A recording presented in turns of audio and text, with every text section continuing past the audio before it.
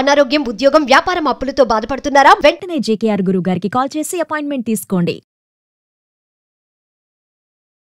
నమస్తే రమ్మగారు. నమస్తే జయ. రమ్మగారు, దేవుడు మన మాట వినాలి. రాంగ్ క్వశ్చన్ ఏమో ఇది, నాకు తెలిసి. మనం ఆయన మాట కదా వినాలి. అవును కదా, అంటే బహుశా ఈ క్వశ్చన్ ఇచ్చిన వాళ్ళు మన పిల్లల ఉద్దేశం మన కష్టాలు మన బాధలు మనం చెప్పుకుంటే ఆయన విని తీర్చాలి అన్న సెన్స్ అయి ఉండొచ్చు. అప్పుడు ఏం చేయాలంటే, దేవుడు మన మాట వినాలంటే ఏం చేయాలి? ముందు మనం దేవుడి మాట వినాలి. ఆయన్ని భక్తితో కొలవాలి ఫస్ట్, అప్పుడు కదా. సాధారణంగా ఈ ప్రశ్నలు ఉంటాయి జయ. నా మొర ఆలకించలేదు దేవుడు. అది ఇది కరెక్ట్ పదం. ఎంత ప్రార్థించానో కానీ నేను అనుకున్న పని జరగల, ఆ ప్రమాదం తప్పల, ఈ ఆరోగ్యం కుదిరి ఈ మనిషి మాకు దక్కలేదు. ఎన్నో ప్రార్థనలు చేసాం, ఎన్ని మొక్కులో మొక్కాం, ఎన్నో గుళ్ళు గోపురాలు తిరిగాం, ఈ పని కోసం ఎన్నో మొక్కులు మొక్కాం. అయినా కూడా దేవుడు మా మొర ఆలకించలేదు, ఇదే పాయింట్ వందల వేల సార్లు వింటాం. మనం కూడా ప్రతి వాళ్ళు మన జీవితంలో కొన్నిసార్లు అయినా దీన్ని అనుభవిస్తాం. దీన్ని సరిపెట్టుకోవాలి జయ. అంటే ఎట్లా అంటారు? నీకు ఒక ముళ్ళు గుచ్చుకుంది, మో దేవుడా అంటాం, ఆ ముళ్ళు తీశారు, అయ్య బాబోయ్ ఎంత ముళ్ళు అంటారు, బటపటారు నెత్తురు కారిపోతాం. వెంటనే మనకేమనిపిస్తుంది? దేవుడు లేడు, ఇప్పుడు ఇంత కాల్లో ముళ్ళు గుచ్చుకుంది, నేను గుడికి వెళ్దాం అనుకున్నా ఎలా వెళ్తాను, ఊరెళ్ళాలి ఎలా వెళ్తాను, నేను అదేదో పని చేయాలి, నేను ఎట్లా చేయగలను, కాళ్ళు కట్టుకట్టాలి, దీనికి కుట్లు పడ్డాయి, అదేదో చీరుకుపోయింది, ఆఫీస్లో మీటింగ్ ఉంది, లేదా మర్నాడు ప్రయాణం ఉంది, పెళ్ళుంది, పేరెంట్ ఉంది, ఇవన్నీ పోతాయి. దుర్మార్గుడు చూసావా దేవుడు ఎంత పని చేశాడు. ఇవి సాధారణంగా అందరికీ వచ్చాయి. ఒట్టి పుణ్యానికి గుచ్చుకుందే, ఇప్పటిదాకా కూర్చున్నావు, చిటుక్కున ముళ్ళు పిలిచినట్టుంది, ఆ మధ్యలో నాబోటి ఓ పెద్దకే నుంచుంటుంది, ఫోన్ లేరా నాయన, కాల్లో గుచ్చుకుంది, కంట్లో గుచ్చుకుంటేను, అది కంట్లో గుచ్చుకుంటే ఈ ప్రయాణం ఇవాళ కాకపోతే రేపొద్దున చేస్తావు, ఈ మీటింగ్ ఈ పూట కాకపోతే ఇంకో పూట, ఇలాగే కుంటుకుంటూ పోతావు ఎక్కడో చోటికి. కన్నైతే ఇది నేను ముళ్ళని చెప్తున్నా. ఏ విషయమైనా ఇంతే కదా జయ. పెద్ద యాక్సిడెంట్ అయింది, కాలు విరిగింది, ఉద్యోగం పోయింది, చదువు సంవత్సరం ఆగిపోయింది, ఇంకేమిటో ఇది, ప్రాణం పోతే నువ్వేం చేసేవాడివి? ఒక సంవత్సరం పోయింది, మొత్తానికి ప్రాణం పోతే దేవుడు మొర ఆలకించినట్ట ఆలకించనట్ట? ఇప్పుడు ఇలా సరిపెట్టుకోవాలి. బేసిక్ రూల్ జయ ఇది.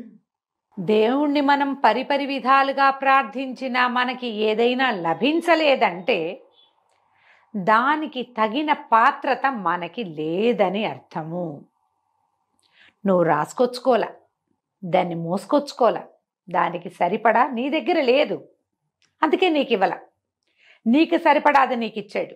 నువ్వు దేనికి పాత్రత కలిగి ఉన్నావో నీ పుట్టుకతోటి అది మొత్తం ఇచ్చాడు దేవుడు, నీకు ఇస్తాడు, ఇంకా ఇస్తూనే ఉంటాడు. మనం పుట్టిన దగ్గర నుంచి మరణించేదాకా మనం పొందేవన్నీ ఆయన ఎవడో అక్కడ కూర్చుని ఒప్పుకుంటేనే, అంతే, తన మాస్టర్ ప్లాన్లో ఆయన భాగంగా చేసుకుంటేనే ఇవన్నీ లభించాయి. ఆయన వద్దనుకున్నా కాదనుకున్నా లేదన్నా లేనట్టే. లేని టికెట్లని ఎన్ని చూస్తాం మనం? బాగా తప్పిపోయినవి, పారిపోయినవి, పోయినవి, పోగొట్టుకున్నవి, వెళ్ళిపోయినవి, వేరైపోయినవి ఎన్నో చూస్తాం. మనం అవి చూడటల్లా. మన జీవితం వరకు మనకు కొన్ని బాగానే ఉన్నాయి. ఈ కొన్ని బాగానే ఉండే ఫీచర్స్ ప్రతి ప్రాణికి ఉంటాయి కదమ్మా.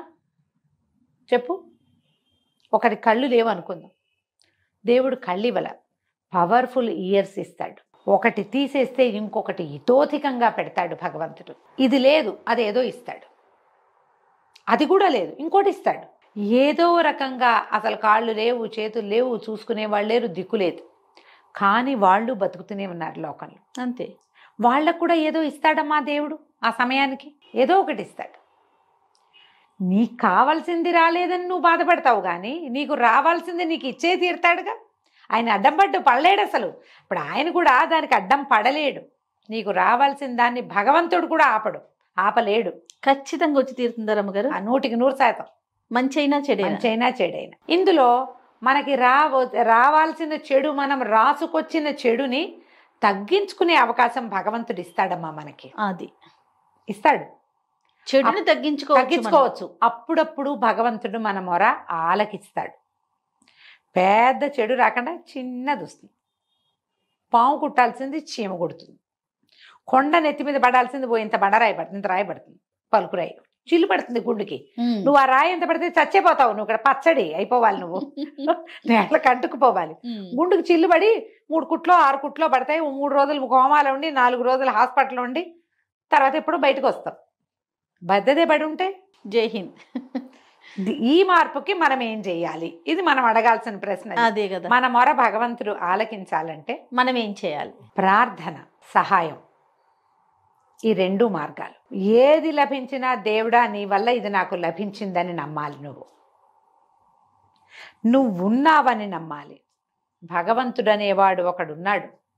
తెల్లవారి నిద్ర లేచి ఒక దండం, ఒక ముద్ద అన్నం తింటూ ఒక నమస్కారం, ఓ 10 రూపాయలు వస్తే ఓ నమస్కారం, ఇది అవసరం. ప్రార్థన మొదటిది. రెండోది సహాయం. నీ వల్ల అయిన మాట సాయమో, పని సాయమో, డబ్బు సాయమో, చేతి సాయమో ఏదో ఒకటి చెయ్యి.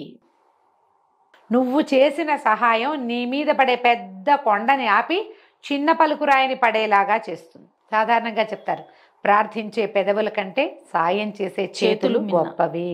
కానీ సాయం చేసే చేతులున్న ప్రతివాడు ప్రార్థించే పెదవిని ఉంచుకుని తీరాలంటాను నేను. ప్రార్థించాలి వాడు.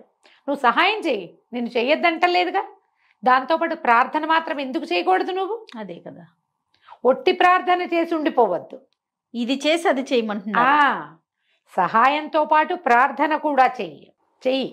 ప్రార్థనతో పాటు సహాయం కూడా చెయ్యాల్సిందే. నువ్వు చేసి తీరాలి సాయం. పెద్ద ప్రార్థన వాడిలాగా గంటల తరబడి కాకపోతే ఒట్టిగా నామం, దేవుడి నామం, భగవంతుడు ఉన్నాడని నమ్మి ప్రవర్తించు, అది చాలుగా. అప్పుడు నీ మొర ఆలకిస్తాడు దేవుడు. మన మాట వింటాడు, విని వస్తాడో ఎవరినైనా పంపిస్తాడు, ఏదైనా ఒక సహాయం అందేలాగా చేస్తాడు. మనకు అది ఇంపార్టెంట్ కదా జయ. మరి అదే ఇంపార్టెంట్ రమ్మగారు. ఎక్కడికో వెళ్తాం, ఏముండదు, ఏ అవకాశము ఉండదు. ఎవరు మన భాష కూడా కాదు, వాళ్ళు దారి చూపిస్తారు మనకి. మనం ఏదో భాషలో అడుగుతాం, వాడికి ఇంకో భాషలో అర్థమవుతుంది. ఊరి పేరు ఒకటే తెలుస్తుంది, వాడికి రైట్ టర్ను లెఫ్ట్ టర్ను చెప్తాడు, ముందుకెళ్ళమంటాడు. భగవంతుడు లేకపోతే గోతులో పడతాం మనం. అప్పుడప్పుడు అలా అవ్వదు. ఖచ్చితంగా ప్రతి వాళ్ళు ఇప్పుడు ఇలాంటి అలా ఎందుకు అవుతుందండి అంటే, మీ జీవితాన్ని తరి చూసుకోండి. మీరు ఎన్నిసార్లు భగవద్ దర్శనం చేస్తుంటారు. మనిషి పుట్టిన ప్రతి వాడు తన జీవితంలో కొన్ని 100ల సార్లు దేవుణ్ణి చూస్తాడు. 1000 సార్లు అన్నం తింటాం జయ, మనం 100ల సార్లు దేవుణ్ణి చూస్తాం. అతడు దేవుడని నువ్వు తెలుసుకోవు, నమ్మవు, అనుకోవు.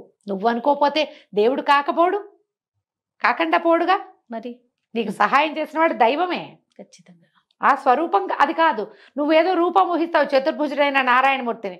అలా కనపడ్డు, నీ అందరికీ కనపడ్డానికి నుంచో లేదా ఆయన అందులో. అలాగా మనందరికీ కనపడ్డానికి కాదు, నీకు కావాల్సిన సాయం అది చేస్తాడు. వాడు ఒక గుడ్డి బిచ్చగాడు కూడా కావచ్చు, దారిపోయే వాళ్ళు ఎవరో కావచ్చు, ముక్కు మొహం తెలియని వాళ్ళు కావచ్చు, ఎవరైనా కావచ్చు కదా. వాళ్ళెవరో మనకు తెలియదు, పనిచేసి వెళ్ళిపోతారు. భగవంతుని ప్రేరణ వల్ల జరుగుతాయి ఇవి. దీంట్లో నీకు ప్రార్థన, సహాయం చేసే విధానము కనుక నీవైతే నీకు తరచుగా సహాయం అందుతుంది. అసహాయ స్థితిలో నువ్వెప్పుడు ఉంటావు, కాసేపు నువ్వు ఎంత అనుభవించాలో అంత, కానీ నీకు ఖచ్చితంగా సహాయం వస్తుంది. ఇప్పుడు వెంటనే ఒక ప్రశ్న, వాళ్ళందరూ మరణించట్లేదా, చాలా మంది చనిపోతున్నారు కదా, చాలా మందికి యాక్సిడెంట్లు అవుతున్నాయి కదా, చాలా మంది జబ్బులతో అనారోగ్యాలు ఉన్నాయి కదా. ఎవరెవరి కర్మానుభవం వాళ్ళది. యాక్సిడెంట్లు అయినప్పుడు సహాయం అంది బతికిన వాళ్ళు లేరా? మరణం అనివార్యం కదమ్మా, దాన్ని తప్పించగలమా మనం? తప్పించలేము. ఇప్పుడు ఎర్లీగా 10 ఏళ్లకో 14 ఏళ్లకో 12 ఏళ్ళకో 25 ఏళ్లకో అన్ని చేతికి అందే సమయంలో మరణిస్తారు కొంతమంది. వాళ్ళ కర్మానుభవాలు. వాళ్ళు ఎవరో మరణించారని మనం ప్రార్థించడం మానేస్తామంటే ఎలాగా? నువ్వు అన్నం తింటాం మానవు, గాలి పీల్చటం మానవు, ప్రార్థన మాంతే ఎట్లా? నువ్వు తినటము, గాలి పీల్చటము, బతకటము లాగానే ప్రార్థన. అంత సహజమైంది. అలా చేయాలి దాన్ని. నువ్వు అట్లా నమ్మాలి భగవంతుణ్ణి. సహాయం కూడా అలాగే చేయాలి, సహజమైన క్రియగా. నేను చేశానని డబ్బు కొట్టుకోవద్దు.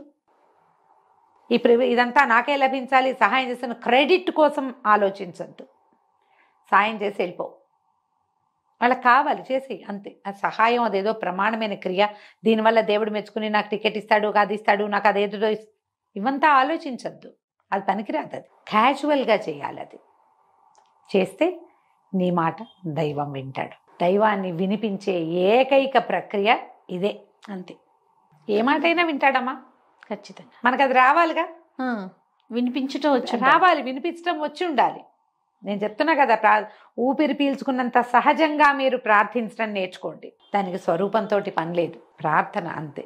మనము కాని ఒక అతీంద్రియమైన అద్భుతమైన దైవికమైన శక్తి ఉంది, దానివల్లే మనం నడుస్తున్నాం. అదే మనని చేసి ఉంచుతోంది ఇక్కడ. అది నమ్మితే చాలు. తప్పకుండా రమ్మగారు, ఈ రెండు చేయండి, దేవుడు మీ మాట వింటాడు చక్కగా. నమస్తే అండి. నమస్తే.